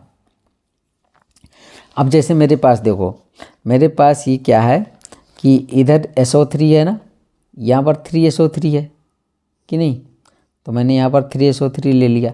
अच्छा H2SO4 4 है ना, तो यहाँ पर भी देखोगे तो आपके पास कितना हो जाएगा, यहाँ पर हमारे पास आने वाला है H2SO4, यहाँ पर 4H2SO4 किया गया है, तो मतलब यहाँ पर Na2SO4 बन जाएगा K2SO4, ठीक है, ये बनने वाला है। तो आपके पास हमारे पास ये क्या कर रहा, मतलब ये सल्फाइड सल्फेट में चेंज हो जा रहा है, यहाँ पर देखेंगे तो हम लोग यहाँ पर ऐसा करने वाले हैं, ठीक है। अब हमारे पास आता है IPC नाम, IPC नेम लिखेंगे बेटा, इसका कोऑर्डिनेशन कंपाउंड का है। तो देखिए यहाँ पर पहले लिगेंड का नाम लिख लो, हेक्साएमीन कोबाल्ट, इसका ऑक्सीडेशन नंबर 3 आएगा क्लोराइड। नेक्स्ट आपके पास आता है, अब देखिए यहाँ पर पोटेशियम आयन है, तो यहाँ पर पोटेशियम और 3 यहाँ पर है, तो ट्राईऑक्जिलेटो क्रोमेट 3, ठीक है, ऑक्सीडेशन नंबर 3 आएगा। अच्छा क्रोमेट इसलिए लगाया गया क्योंकि यहाँ पर जो कॉम्प्लेक्स पर नेगेटिव चार्ज आ जाएगा, ये देखो बाहर जब K+ में टूटेगा तो इस पर माइनस चार्ज आ जाएगा, तो इसीलिए बेटा जब आ जाएगा कॉम्प्लेक्स पर माइनस चार्ज तो 8 लगाते हैं, तो क्रोमेट कर दिया। नेक्स्ट आपके पास आ जाएगा प्लेटिनम NH3 का होल ट्वाइस Cl2, ठीक, यह आ जाएगा, क्या हो जाएगा आपके पास, लिखेंगे डाईएमीन डाईक्लोराइडो प्लेटिनम 2, और ये हम लोग ऑप्शनल में भी कर चुके हैं। इसका IPC नाम लिखोगे तो क्या हो जाएगा टेट्रा कार्बोनिल निकल 0। और इसका हम लोग लास्ट क्वेश्चन देख रहे हैं, an aromatic organic compound A on treatment with aqueous ammonia and heating form compound B which on heating with Br2 and KOH form compound C of molecular formula C6H7N. Write the structure and name of the compound A, B and C. ठीक है, तो यहाँ पर देखो जो question में कहा गया पहले मैंने लिख लिया। ए एक्वस अमोनिया से रिएक्शन करेगा, हीट करेगा, बी बनाएगा, Br2 KOH से रिएक्शन करेगा, सी बनाएगा। तो अब हम लोग एक एक करके इसका रिएक्शन लिखते हैं। ठीक है, तो रिएक्शन यहाँ पर देख लिया जाए तो यहाँ पर जो कंपाउंड है ना ये है बेंजोइक एसिड और इसका फार्मूला देखो C6H5COOH लिखो, चाहे आप बेंजीन के ऊपर COOH। अमोनिया से रिएक्शन कराओगे तो अमोनियम बेंजोएट बना लेता है। अच्छा, इसको हीट करोगे तो यहाँ से 2 हाइड्रोजन और यहाँ से 1 ऑक्सीजन, 1 वाटर मॉलिक्यूल बाहर जाएगा। ठीक है, 1 वाटर मॉलिक्यूल यहाँ से निकल जाएगा तो बचेगा यहाँ 2 हाइड्रोजन, तो NH2 मतलब CONH2 बचेगा। इसका नाम होता है बेंजामाइड और बेंजामाइड का एक क्या फार्म, इसको बी कह दिया गया, C6H5CONH2। अच्छा, बेंजामाइड को हम लाएंगे तो यहाँ पर हार्माइन ब्रोमाइड डिग्रेडेशन रिएक्शन है। ठीक है, तो को बेंजामाइड है, Br2 KOH से रिएक्शन कराओगे तो ये कार्बन का मॉला एनिलीन बनेगा, तो ये एनिलीन बन गया जिसका मॉलिक्यूलर फार्मूला C6H7N है। ठीक है, और साथ में बेटा क्या जा रहा है, K2CO3 KBr बाहर जा रहा है। तो मुझे अब कंपाउंड कौन कौन सा मिला, एरोमेटिक कंपाउंड ए क्या, बेंजोइक एसिड, बी क्या है बेटा, बेंजामाइड, और सी क्या है, एनिलीन। ठीक है, तो ये आपको कंप्लीट करना था। Hello my dear student, welcome in my YouTube channel. आज हम लोग बेटा subject chemistry class 12th set number 4 code है आपके पास CD, इसकी क्वेश्चन नंबर 6 से हम लोग अटेम्प्ट करते हैं। ठीक है, डिस्कस करते हैं। तो इस क्वेश्चन नंबर 6 को आप लोग पढ़ लीजिए। तो यहाँ पर भी मैंने लिखा है और क्वेश्चन इसमें भी आपको मिल जाएगा। तो देखिए, an aromatic compound, organic compound ये yield B and C when it react with chloroform and KOH. On distillation with zinc dust D is formed. On oxidation D yield compound E having molecular formula C7H6O2. Identify A, B, C, D, E. आपको यहाँ पर chemical question भी लिखना है। तो चलिए देखते हैं। तो ये तभी होगा जब आप कंपाउंड ए को फिनाल मानोगे। फिनाल का रिएक्शन क्लोरोफॉर्म KOH से रिएक्शन कराते हो तो सैलिसिल्डिहाइड बनता है जो कि रैमेटिमेन रिएक्शन होता है।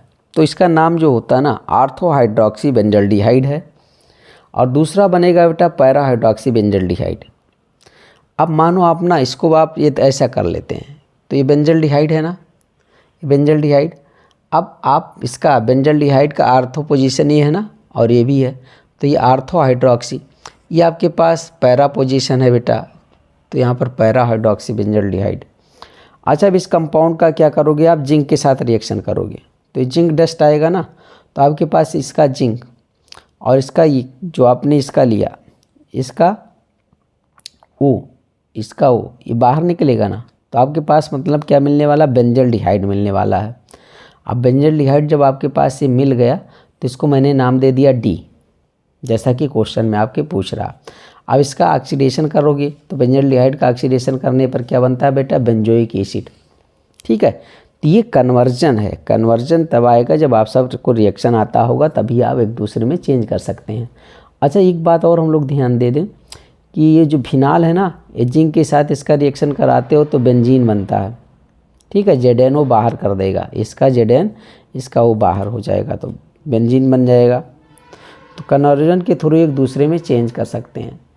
चलिए अब हम लोग आते हैं कंपाउंड ABCD का नाम लिख लेते हैं।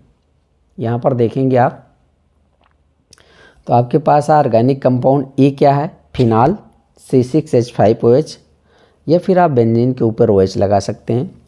बी बेटा आपके पास है आर्थो हाइड्रोक्सी बेंजल्डिहाइड, सी आपके पास है पैरा हाइड्रोक्सी बेंजल्डिहाइड, डी है बेंजल्डिहाइड एंड ई है आपके पास बेंजोइक एसिड जो आपके पास यहाँ पर देख रहे हैं। और ई का इन्होंने फार्मूला दिया था ना, मॉलिक्यूलर फार्मूला ई का C7H6O2, तो यहाँ पर आप देखेंगे यही होगा C6H7O2, ठीक है, यहाँ पर C7H6O2, ठीक है। तो देख रहे होंगे यहाँ से आपको 5 कार्बन मिल जाएंगे, एक कार्बन यहाँ से, तो आपके पास क्या हो जाएगा 6 और ये 7 कार्बन हो जाएगा। अब हाइड्रोजन कितना मिलेंगे आपको 5 यहाँ से मिलने वाले हैं, ठीक है, और एक हाइड्रोजन यहाँ से, तो 6 हाइड्रोजन हो जाएगा और O2 2 है। तो आपके पास मॉलिक्यूलर फार्मूला वाला क्या है, बेंजोइक एसिड है। अब हम लोग इसका बी पार्ट देखते हैं। बी पार्ट में क्या कह रहे हैं, बी पार्ट में रिएक्शन है बेटा, शॉर्ट नोट्स है। आप चाहे उस क्वेश्चन को अटेम्प्ट करिए, चाहे फिर ये और वाला है ना, यहाँ से हम लोग अटेम्प्ट कर सकते हैं। तो राइट शॉर्ट नोट्स। अब विलियमसन सिंथेसिस हम लोगों को लिखना है। ये ईथर बनाने का सबसे अच्छा मेथड है। इसमें क्या होता है बेटा, सोडियम एल्कोऑक्साइड लेते हैं, एल्काइल हैलाइड से रिएक्शन कराते हैं और ईथर बनता है। देखिए सोडियम एल्कोऑक्साइड है, इसका Na, इसका X, NaX बाहर जाएगा, ROR इसके साथ लगने वाला है, ठीक है। अब मैं R की जगह पर एल्किल हैलाइड लेता हूँ। एल्किल ग्रुप को यहाँ ले लिया तो एथिल ले लिया, और यहाँ X की जगह पर हैलोजन, तो एथिल ब्रोमाइड। अब सोडियम एथॉक्साइड, R की जगह पर मैंने C2H5 लिया है, यहाँ से Na, यहाँ से भी R निकालोगे तो आपके पास डाईएथिल ईथर बनेगा। अब ये क्या कह रहे हैं, both symmetrical and unsymmetrical ether can be prepared by this method. इस मेथड के द्वारा सिमेट्रिकल और अनसिमेट्रिकल दोनों तरह के ईथर आप बना सकते हैं। जैसे आपके पास यहाँ पर सिमेट्रिकल क्या होता है बेटा, जैसे ऑक्सीजन है, ये दोनों तरफ का एल्किल ग्रुप सेम हो, ये तो इसको सिमेट्रिकल ईथर बोला जाता है, सिमेट्रिकल ईथर, ठीक है। ये दोनों CH3 है।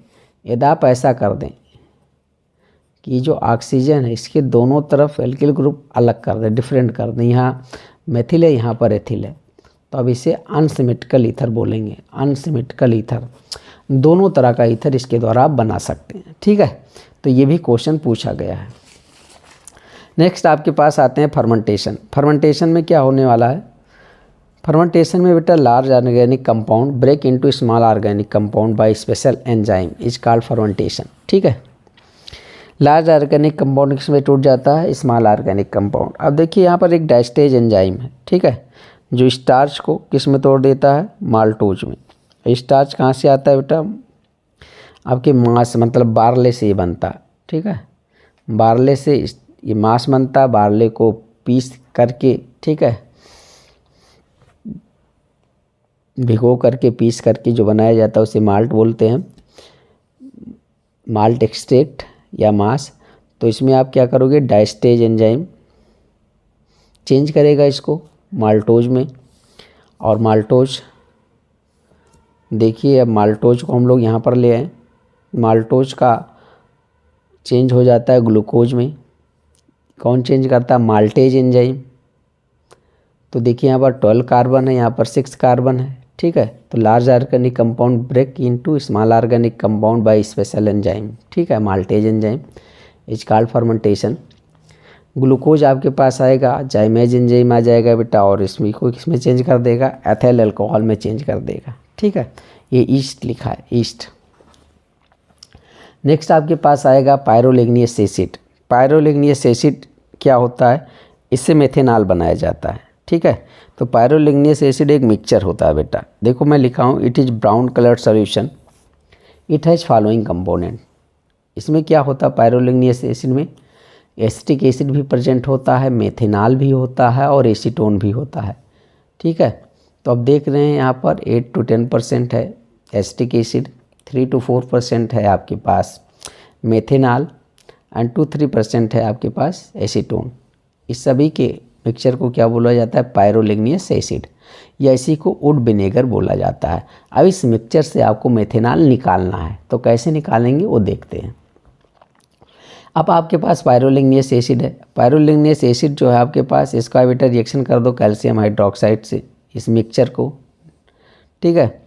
तो यहाँ पर जब डिस्टाइलेशन करते हैं तो आपके पास इसमें एसिटिक एसिड होता है। अब एसिटिक एसिड क्या करता है, इससे रिएक्शन करके कैल्शियम एसीटेट बना देता है। तो कैल्शियम एसीटेट आपके पास यहाँ बना देगा, ठीक है। तो कैल्शियम एसीटेट जब बनाता है तो कैल्शियम एसीटेट बना लेगा। अब कैल्शियम, उसके बाद अब क्या करता है, सोल्यूशन में क्या बचने वाला है, यहाँ पर मेथेनॉल बचेगा।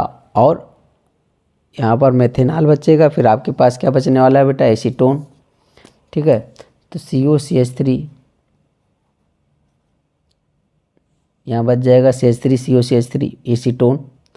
अब आपके पास यहाँ से आपको मेथेनॉल को अलग करना है तो दो तरीका है, या तो आप इसका फ्रैक्शनल डिस्टाइलेशन कर लीजिए।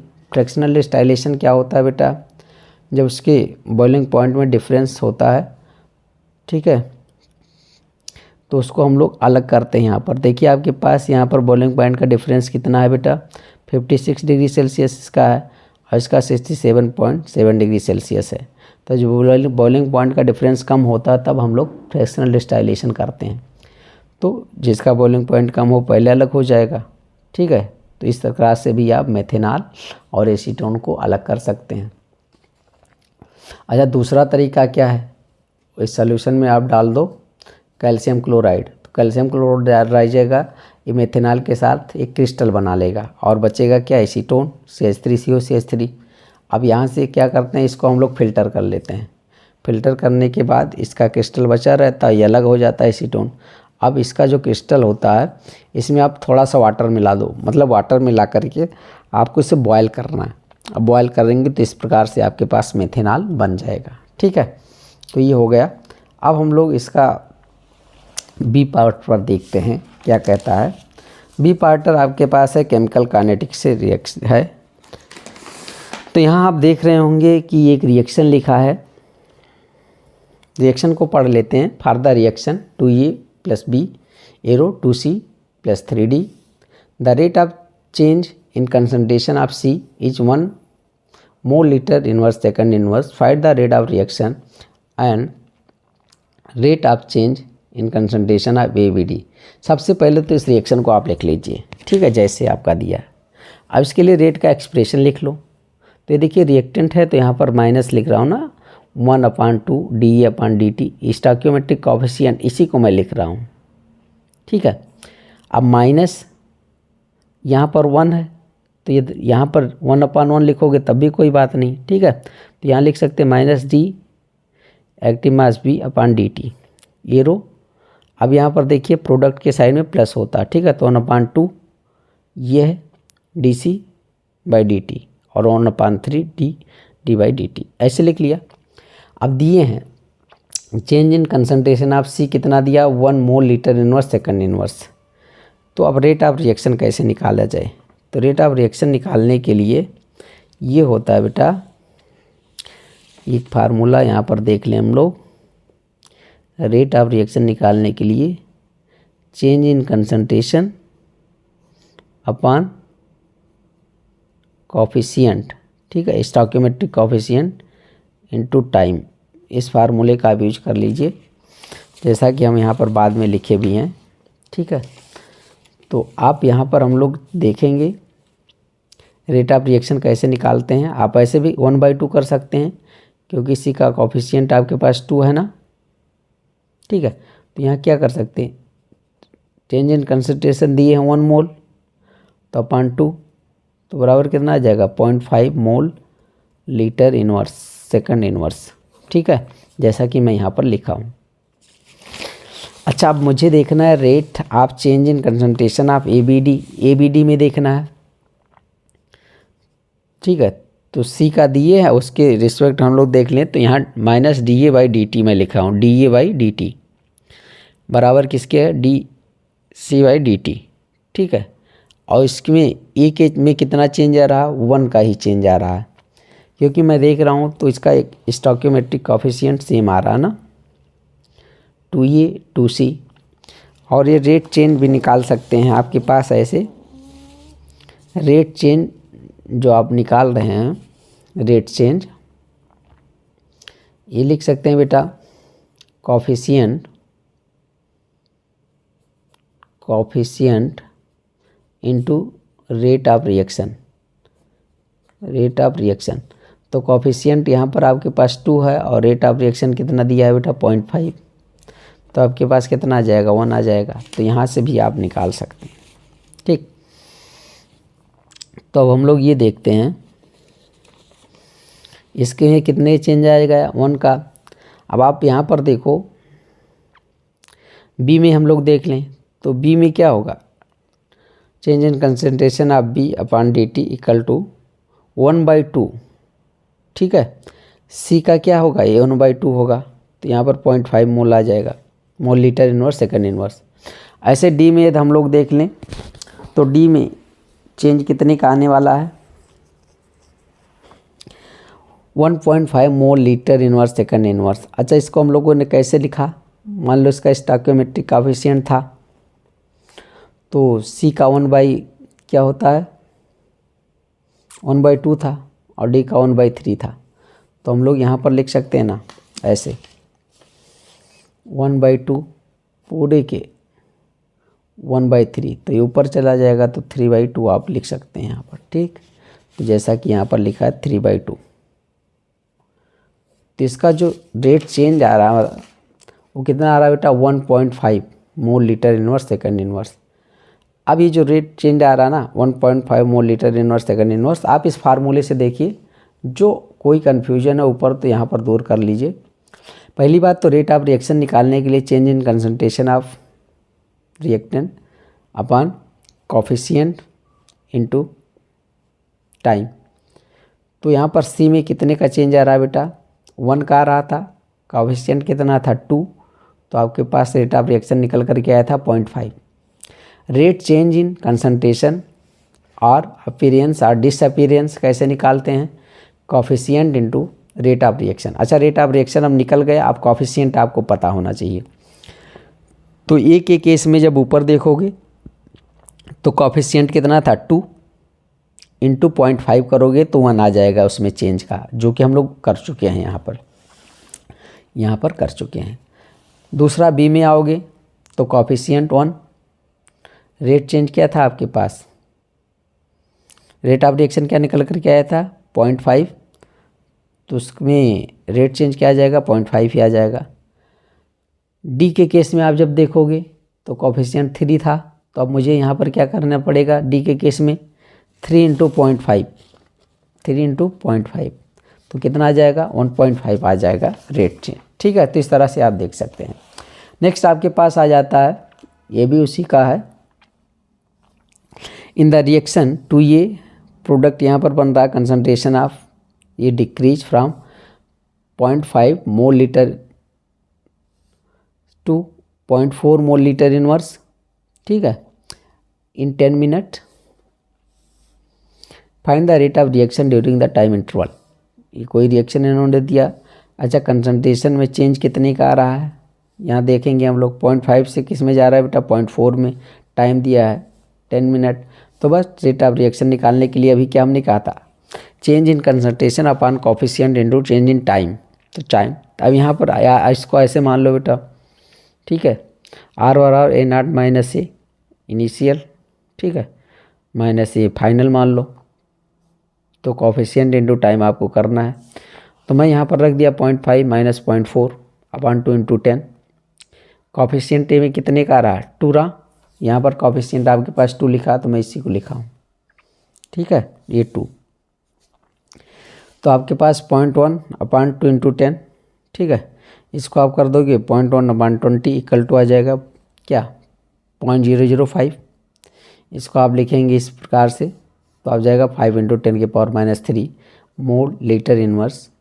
उसके बाद यहाँ पर मिनट है तो मिनट इनवर्स। ठीक है, ये आ जाएगा आपके पास find the rate of reaction. ठीक है, तो ये हम लोगों के पास देखते हैं।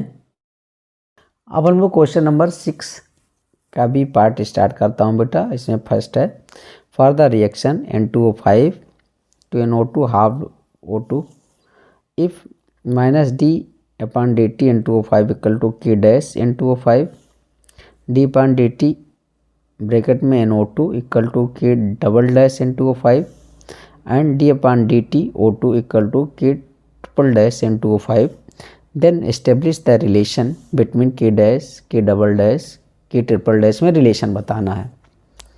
तो जो इन्होंने कहा पहले हम उसको लिख लेते हैं। इस इक्वेशन को पहले लिख लिया, इसको इक्वेशन नंबर 2 मान लिया। अब जो यहाँ इक्वेशन में कहें वही फिर से मैंने लिख दिया, ठीक है। माइनस डी इंटू 5/d2 के डैश इंटू 5 इसको 2 मान लिया। D N O 2/dt equal to K double dash into 5 इसको आपने 3 मान लिया। और यहाँ डी ओ 2/dt को के ट्रिपल डैश इंटू 5 इसको 4 मान लिया, ठीक है। अब मैं फ्रॉम इक्वेशन 1 इक्वेशन पर आप देखेंगे जब यहाँ पर, तो यहाँ से मैं इसको कैसे लिख सकता हूँ रेट का एक्सप्रेशन। तो रेट का एक्सप्रेशन आप लिखते हो ना 1 coefficient into active mass of reactant पान dt, जैसे मैं यहाँ लिखा हूँ माइनस। अब चाहे इसको वहाँ पर कोफिशिएंट तो नहीं है तो आप 1/1 d इंटू 5/dt लिख सकते हो, नहीं लिखोगे तो आपको इतना लिखना है। नेक्स्ट इक्वल टू 1/2 dNO2/dt, ठीक है। और इक्वल टू क्या लिखा है यहाँ पर 2dO2/dt, ठीक है। ये आपने लिख लिया। ये कैसे लिखा, ये देखो बेटा 1/1/2 जब करोगे तो ऊपर 2 चला जाएगा, तो आप इसको इस फॉर्म में लिख सकते हैं। अब मैं कह रहा हूँ फ्रॉम इक्वेशन 2, 3 एंड 4, मैं अब तीनों को ऐसे लिख रहा हूँ, ठीक है। के dash into 5 equal to 1/2 K double dash into 5 equal to 2 K triple dash into 5 ऐसे लिख लिया। अब सब मल्टीप्लाई कर दो 2 से, सबको 2 से मल्टीप्लाई कर देंगे तो यहाँ पर 2 के डैश आ जाएगा इंटू 5 इक्वल टू यहाँ पर बेटा इसमें मल्टीप्लाई करोगे तो 2 इंटू 1/2 करोगे तो 2 2 कैंसिल, तो वही बचेगा आपके के डबल डैश इंटू 5। और यहाँ 2 से मल्टीप्लाई करेंगे तो 4 के ट्रिपल डैश इंटू 5 आ जाएगा, ठीक है। अब आप डिवाइड कर दो सबको इंटू 5 से, सबको इंटू 5 से डिवाइड कर देंगे तो इंटू 5 कैंसिल हो जाएगा। आपके पास बचेगा क्या 2 के dash equal to K double dash equal to 4 के ट्रिपल डैश, ये रिलेशन आ जाता है। यही पूछा आप पे। अच्छा नोट थोड़ा सा हम लोग जान लें। आप सब देख रहे होंगे नोट में ये इंस्टेंटेनियस रेट कैसे लिखा जाता है, minus D into 5/dt equal to +1/2।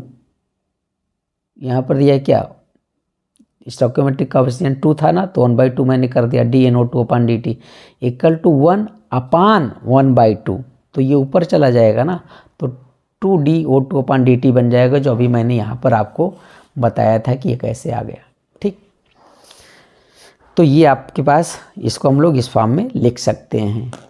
आपके पास देखते हैं इसका क्वेश्चन नंबर, आपके पास सेकंड पार्ट है इसका, और ये क्या कह रहे हैं कि reaction is of first order with respect to a reactant, how is the rate of reaction affected if the concentration of the reactant double।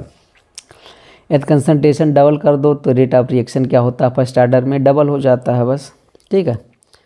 तो आप यहाँ पर देख लेंगे concentration of reactant of first order is double, then rate of reaction is also double, यहाँ पर bracket में लिया फर्स्ट ऑर्डर के लिए।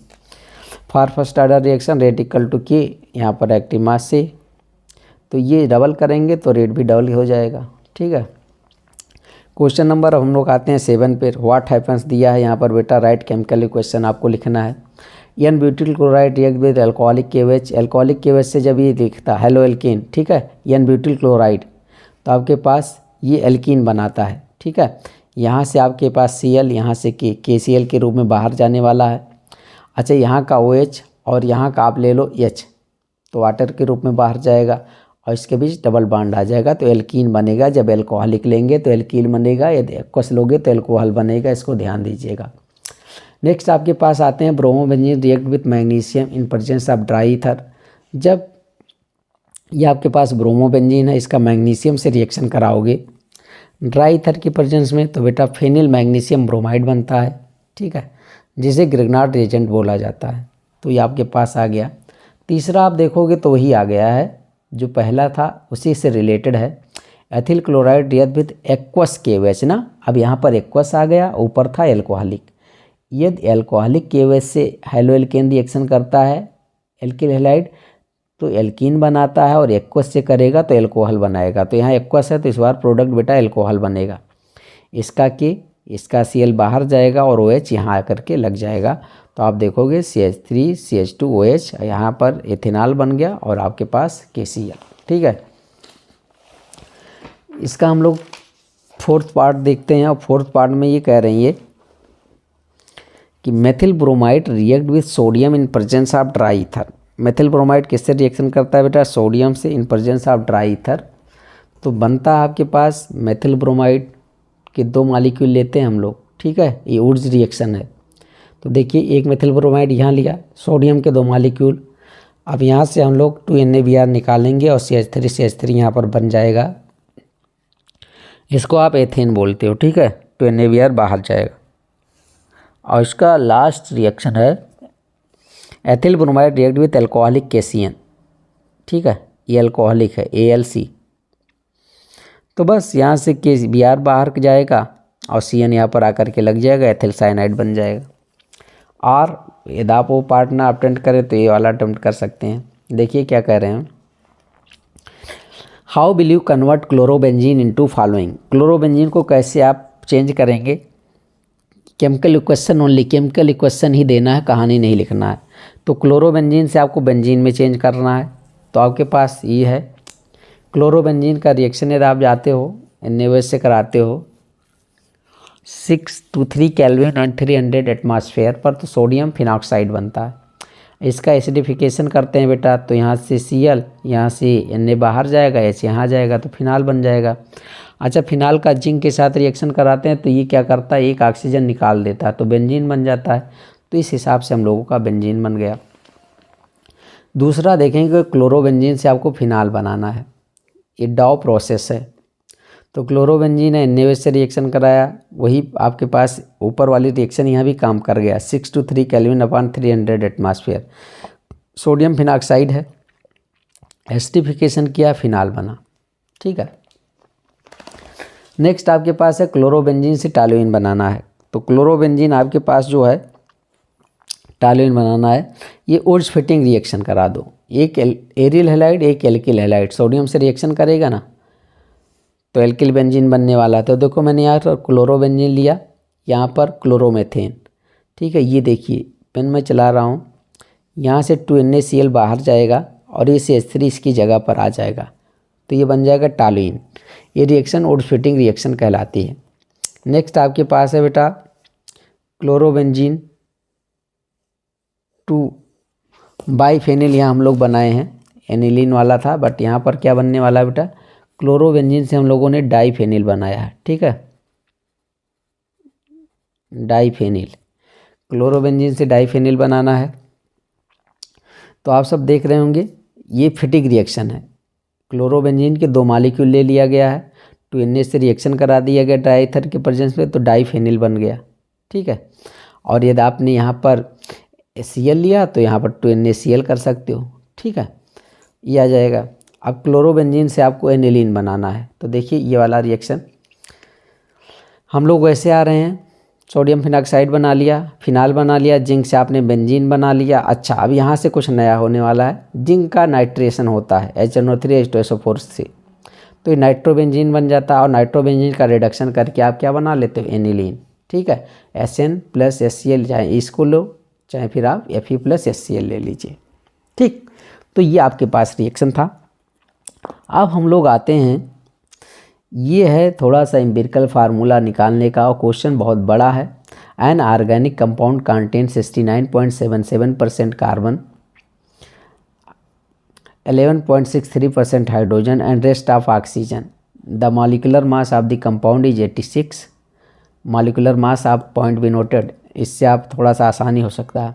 It does not reduce tolerance agent but form an addition compound with sodium hydrogen sulphide, ठीक है, and give positive iodoform test on vigorous condition. It give ethanoic acid and propanoic acid. Write possible structure of the compound. ये पूरा है मामला, तो इसको थोड़ा सा डिटेल में जाएगा। 5 नंबर का है बेटा आपके पास। तो हम लोग चलिए इसको स्टेप बाय स्टेप करते हैं। तो सबसे पहले तो क्या करते हैं, ठीक है, मॉलिक्यूलर फार्मूला फाइंड करो आप, और उसके लिए पहले एम्पिरिकल फार्मूला निकालना पड़ेगा, ठीक है। तो देखो कार्बन का परसेंटेज दिया था, हाइड्रोजन का दिया था, लेकिन ऑक्सीजन का तो दिया नहीं था। तो कार्बन और हाइड्रोजन का परसेंटेज जो दिया था उसको जोड़ लो और 100 में से उतना माइनस कर दो, तो आपके पास ऑक्सीजन का परसेंटेज आ जाएगा। ठीक है, तो अब मुझे क्या करना, अब एक टेबल बना लेना है। टेबल बनाया जो हूँ मैं, एक में लिखा हूँ बेटा एलिमेंट, ये है एटॉमिक मास, ये आपके पास है परसेंटेज, ये नंबर ऑफ मोल्स, ये सिंपल मोल रेशियो, ये होल नंबर रेशियो। ठीक है, तो चलो यहाँ एलिमेंट कार्बन लिखा, एटॉमिक मास 12 होता है, परसेंटेज दिया है 69.77। अब मोल निकालने के लिए क्या, उससे डिवाइड कर दो इसके एटॉमिक मास से, तो मेरे पास ये आ जाएगा मोल। ठीक है, फिर यहाँ देखेंगे हाइड्रोजन का केस, हाइड्रोजन में भी आपने मोल निकाल लिया और ऑक्सीजन में भी जो दिया वैल्यू यहाँ से मोल निकाल लिया। तो जो सबसे कम वैल्यू होती है जैसे 1.16 है, इससे सबको डिवाइड कर दो इनको, तो आपके पास आ जाएगा सिंपल मोलर रेशियो। तो मैं यही किया हूँ, 5.81 को 1.1 से डिवाइड कर दिया तो 5 आ गया, इसको कर दिया बेटा तो 10 आ गया, और इसको कर दिया तो n आ गया। तो होल नंबर में आपको क्या मिल रहा, 5, 10, 1। इसका मतलब ये है कि कार्बन क्या होने वाला है 5, हाइड्रोजन 10, ऑक्सीजन 1। तो एम्पिरिकल फार्मूला मेरे पास निकल कर के आता है, ये होता है C5H10O।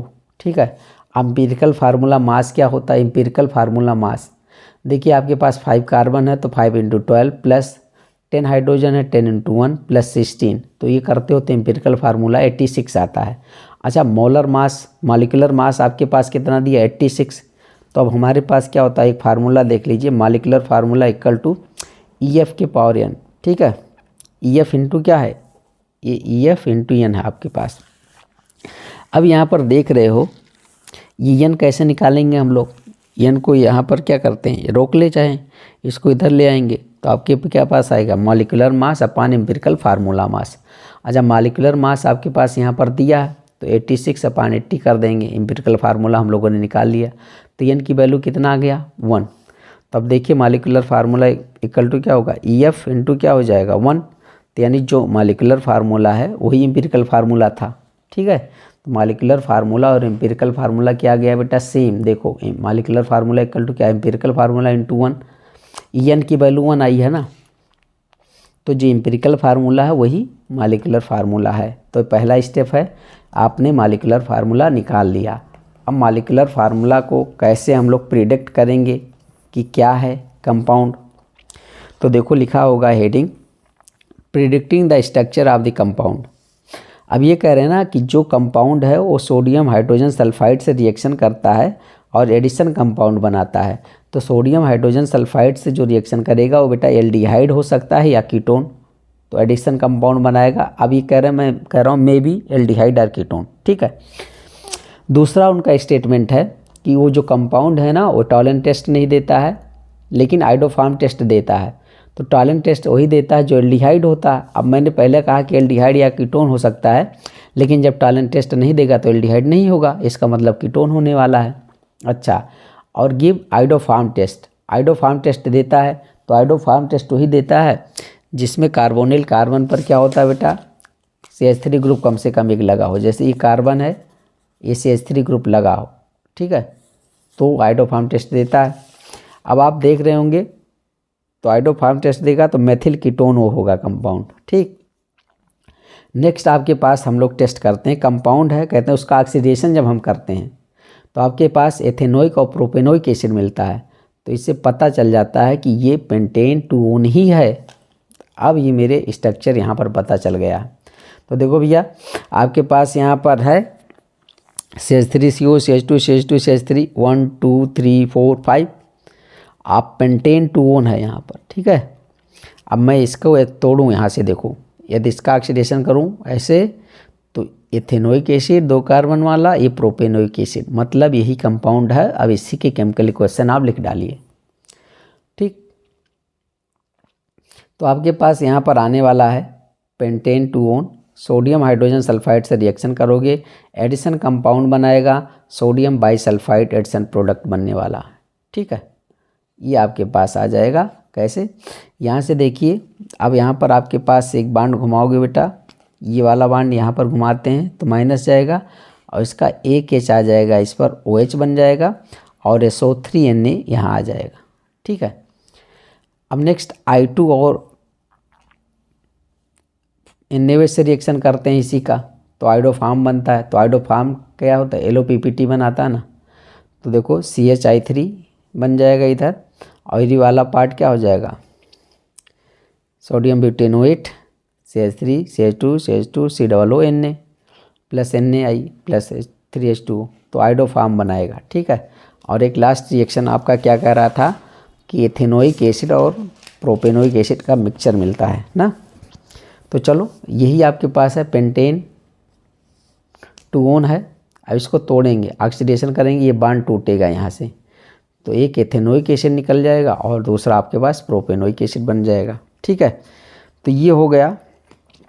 अब हमारे पास आ जाता है रिएक्शन R करके और क्लेजन रिएक्शन। ठीक है, क्लेजन रिएक्शन हम लोग देख लेते हैं। तो क्लेजन रिएक्शन जब आप सब देखोगे बेटा, तो इसको क्लेजन रिएक्शन भी बोलते हैं। इसे आप ये एल्डोल कंडेंसेशन की तरह एक प्रोडक्ट देता है, अल्फा बीटा अनसैचुरेटेड एल्डिहाइड या कीटोन देता है। तो देखिए यहाँ पर लिखा है a base catalyse condensation reaction between aromatic aldehyde, ये पॉइंट भी noted, aromatic aldehyde and an aliphatic aldehyde or ketone. एक एरोमेटिक एल्डिहाइड तो फिक्स है, उसके साथ आपको एलिफैटिक एल्डिहाइड या कीटोन ले सकते हैं, इज कॉल्ड क्लेजन कंडेंसेशन। ठीक है, और या क्लेजन सिमिट कंडेंसेशन रिएक्शन या सिर्फ क्लेजन रिएक्शन आप लिख सकते हो। ठीक है, क्लेजन रिएक्शन आप में पूछा है। तो अब आपके पास जो आने वाला है कैसे बनेगा प्रोडक्ट, वो हम लोग देख लें। ये देखो आपके पास एरोमेटिक एल्डिहाइड है, ये बेंजल्डिहाइड है। ठीक है, और ये जो हमने एल्डिहाइड लिया है ये आपके पास CH3CHO। देखो मैंने CH3CHO को कैसे लिखा, ये H2 है, ये H है, ये CHO। तो अब यहाँ से मुझे वाटर निकालना है, इसका H2 और इसका ऑक्सीजन निकाल देंगे बेटा, तो मेरे पास यही बन जाएगा ना, ये डबल बॉन्ड CHO मतलब सिनेमल्डिहाइड, और एथेनल जो है इसमें अल्फा हाइड्रोजन प्रेजेंट होना चाहिए, प्रेजेंट है अल्फा हाइड्रोजन। नेक्स्ट आप कीटोन ले लो, एसीटोन अब हमने ले लिया, बेंजल्डिहाइड ही है। अब मैंने देखो CH3 को ऐसे लिखा, यहाँ से 2 हाइड्रोजन मॉलिक्यूल निकालेंगे और बाकी इस कार्बन को जोड़ देंगे, वैसे देखोगे तो यहाँ भी आपके पास अल्फ़ा बीटा अनसैचुरेटेड कंपाउंड मिल रहा है। तो एल्डोल कंडेंसेशन में भी अल्फ़ा बीटा अनसैचुरेटेड एल्डिहाइड या कीटोन मिलता था। ठीक है, तो ये रिएक्शन हो जाएगा। उसके बाद कैनिजारो रिएक्शन आता है। कैनिजारो रिएक्शन भी काफ़ी इम्पोर्टेंट रिएक्शन है। कैनिजारो में देखेंगे एल्डिहाइड जिसके पास अल्फ़ा हाइड्रोजन नहीं होता है, do not have alpha hydrogen, give Cannizzaro reaction. अब यहाँ फॉर्मल्डिहाइड के 2 मॉलिक्यूल लिए हैं, कंसनट्रेट KOH के साथ इन्होंने हिट किया है। एक मॉलिक्यूल का रिडक्शन होगा बेटा, एक का ऑक्सीडेशन होगा। ठीक है, तो रिडक्शन एल्डिहाइड का होगा तो एल्कोहल में आ जाता है, एक मेथेनॉल बन जाता है, एक बन जाता है उस एसिड का साल्ट बनाता है जो ऑक्सीडाइज करके बनता है।